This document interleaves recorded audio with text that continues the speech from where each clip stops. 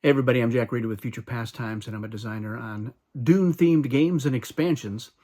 And I did a video on what are my top 5 favorite factions to play in the classic Dune game, the 2019 Gale Force 9 edition, now that there are 12 factions with the arrival of the third expansion, Ikaz and Moritani.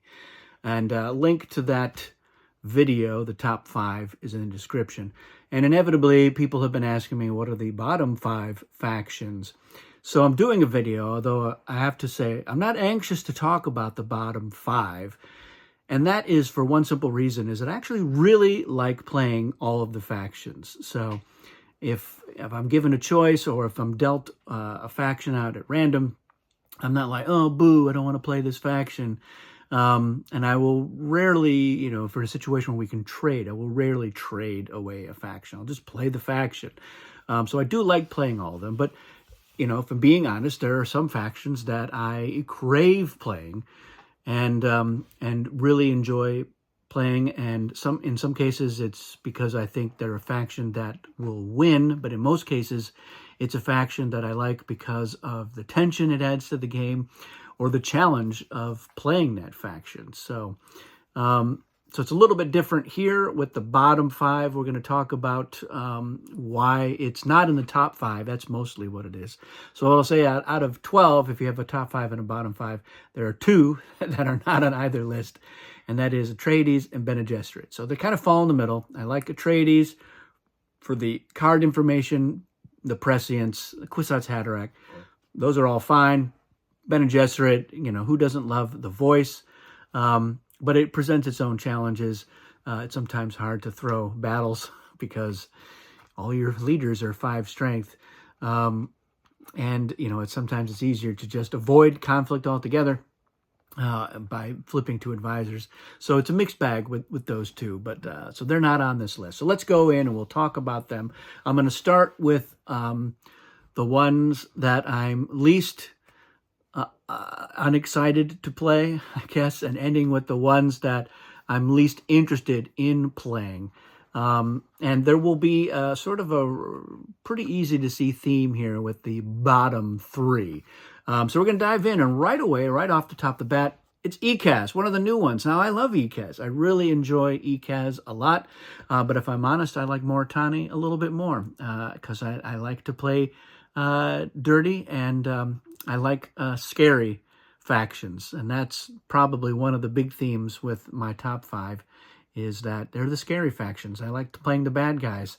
But I do love Ikaz. And so I would say that the reason that they're not in the top 5 is that it's sometimes a little more challenging to get a sense of which ambassadors to play, where to place them, because the ambassadors can be deterrents, not quite to the same degree that the terror tokens can be for Moritani. But when you throw down, for instance, the Emperor's ambassador in a stronghold, which if somebody sends forces in there other than the Emperor, that means Ikaz is going to get 5 spice. That's all it is. They just get 5 spice. And what's the harm of that? But sometimes people are like, no, I don't want you to get that 5 spice. And so that Emperor ambassador sits there for a while. And I'm just like, oh, come on, let's, play with me here. Work with me on this. Some of the other ones, they feel a little less impactful for the other players. So, for instance, the Chom Ambassador lets you discard treachery cards and gain spice for it. So everyone else kind of looks at it as like, oh, well, you've probably spent too much spice for something, and you're only getting 3 spice by getting rid of it. So whatever, we don't really care about that. The Fremen one lets you move a group of forces. Now, there are times where people are like, whatever, who cares? Sometimes it's a big deal and sets yourself up for the win. So that can be an interesting play. So, what I like about Ikaz is you have all these options for emerging strategies or tactical situations. Or sometimes it's kind of a no-brainer and you just say, yeah, I'm going to throw this down there and eventually I'll get that 5 spice. But I like that it gives you the opportunity to make opportunities. So that, I think, is really enjoyable.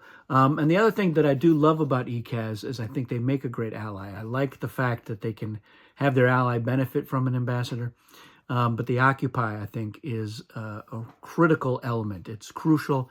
It was the initial impetus for ECAS, what they were going to do. It was an advantage that I'd been thinking about and looking for a faction that could have the ability to coexist with an ally. You know, they can be in the same territory and benefit from it, and you could leverage that in certain ways. So that I do like about it, but it does rely on you getting into an alliance, and sometimes the other players are like, I don't know, if there's Nexus cards, I'd rather have a Nexus card. So that can work against ECAS. So that's why ECAS is on this list, is that sometimes the other factions just don't want to play along with what you're doing.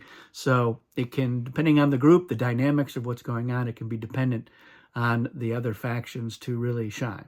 All right, so we got down to number 2 on this list, and it's the Ixian faction. So this is another faction that I was involved in designing.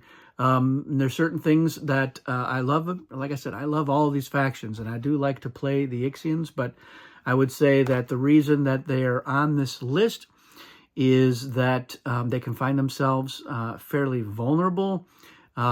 The suboids, of course, are not adding a lot to the strength, so you've got to make sure you've got some cyborgs in there, but then you're going to have to dial in such a way that you have at least a suboid left over, so that can sometimes be a tall order. I do like the advantage of, you know, they're picking a great treachery card, the best one out of the initial mix, but then sometimes it paints a really large target. So people love to take the Ixians down a peg early because they feel like they are a huge threat in the early game, and that's because they are. They're starting in a stronghold. They're starting with a good card. They've got the extra forces, 6 forces on there, but 3 of them are cyborgs. They can move that stronghold. You have to go after the spice just to keep them from scooping it up later on. So Ixians are one of those rare factions that can go for the win on turn 1 and have a reasonably good chance, depending on how that first auction goes. They've got a strong weapon. They've got the laser gun, and they can make sure nobody has a shield. Then they've got carte blanche. They can really win battles very easily. And so, yeah, I don't like to get picked on so early. I like to earn my ire, and that's why I play those bad guys, because I like to plant some seeds and get some things going, face dance some people, capture some leaders, blow somebody up, stuff like that. And then I'm fine with everyone ganging up on me. But here they're ganging up on a perceived threat. Sometimes that initial draw of cards is all garbage. And you're like, well, I got a cheap hero out of that. And everyone thinks I've got the laser gun, so they're pounding on me. So yeah, I just don't. I love the Ixians, like I said.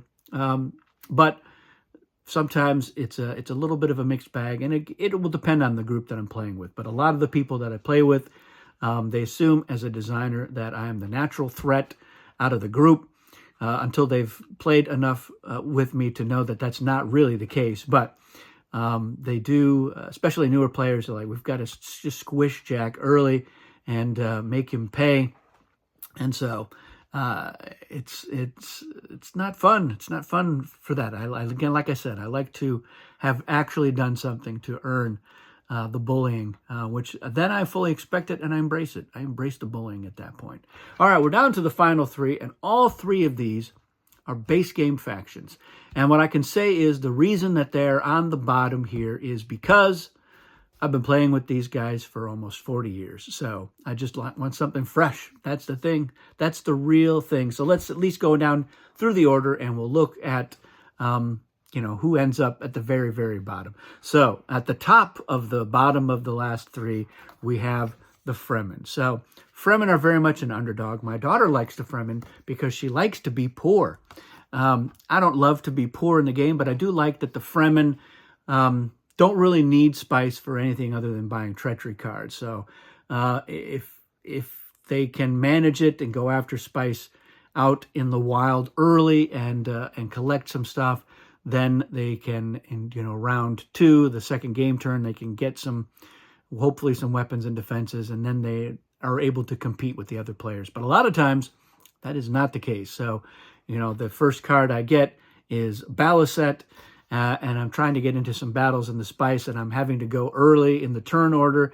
and then stronger players with better cards just come in, and there's a trader call because, of course, they've got Chani or Othium, and I'm too nervous to play Stilgar early on with no defense and no weapon. And so, yeah, then it's snowball. So that can happen with the Fremen, and that can happen for anybody. But that's what I worry about when I play the Fremen. I also find that I just end up getting spread too thin with the Fremen. The fact that they can show up on half of the board and then move. So I'm tempted to go after all these spice blows, and I'm not in as many strongholds. And then I've got somebody who has gone after a spice blow, and then it's just too far for them to get to a stronghold. So now it's going to take me a couple of turns to move them somewhere useful, except that inevitably I have to move into this stronghold to prevent the win or something like that. So I've just got forces everywhere, and every game I'm like, I've got to make sure that I don't do that. But then I do it anyway. So that's why they're in the bottom here, is because I just don't play them as well as I probably should. But yeah, I mean, there's a lot to like about them. They've got really good leaders.